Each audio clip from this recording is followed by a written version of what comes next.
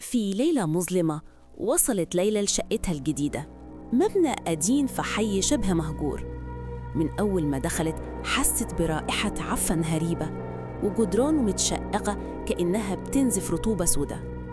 حاولت تتجاهل الإحساس، لكن من أول ساعة بدأت تسمع صوت خطوات بطيئة في الممر، كأن حد بيتحرك رايح جاي قدام بابها. ولما فتحت ما كانش في حد. بعد أيام قليلة بدأت تلاحظ حاجة غريبة في المراية.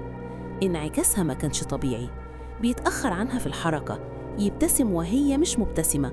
وفي مرة شافت بقعة دم صغيرة على خد انعكاسها رغم إن وجهها نظيف. لما مسحت المراية الدم ما اختفاش، بالعكس زاد وانتشر على الزجاج كأنه بينزف من جوه. في الليلة التالية صحيت على صوت طرق شديد جاي من الحمام. دخلت مذعورة ولقت الحوض مليان مية حمرة، وفجأة ظهرت يد غريبة من جوه الحوض ماسكة شعر أسود مبتل. اليد سحبت بقوة وارتفع وش مشوه غارق في الدم، عيونه بيضة مليانة حقد. ليلى صرخت، لكن الوش اختفى في ثانية ومفضلش غير المية الحمرة بتتسرب للأرض. بدأت تلاقي أوراق تحت الباب مكتوب فيها بالدم: اخرجي قبل ما ياخدك. لكنها كانت مشلولة بالخوف ومش قادرة تتحرك. في آخر ورقة مكتوب: الليلة دورك. في نص الليل كل المرايا في الشقة اتشققت مرة واحدة، وبدأت أصوات ضحك عالي تطلع منها.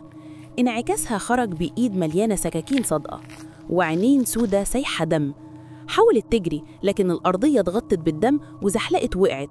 انعكاسها مسكها من شعرها ورفع السكين وهي بتصرخ لحد ما الصوت اختفى فجأة. تاني يوم الجيران دخلوا بعد ما شموا ريحة قوية طالعة من الشقة. لقوا كل الجدران متلطخة دم، لكن مفيش أي جثة. الشيء الوحيد اللي كان موجود كان انعكاس ليلى واقف جوه المرآة الكبيرة في غرفة النوم، بيبتسم ابتسامة واسعة وإيده لسه ماسكة السكين وهي مغطاة بالدم الطازج.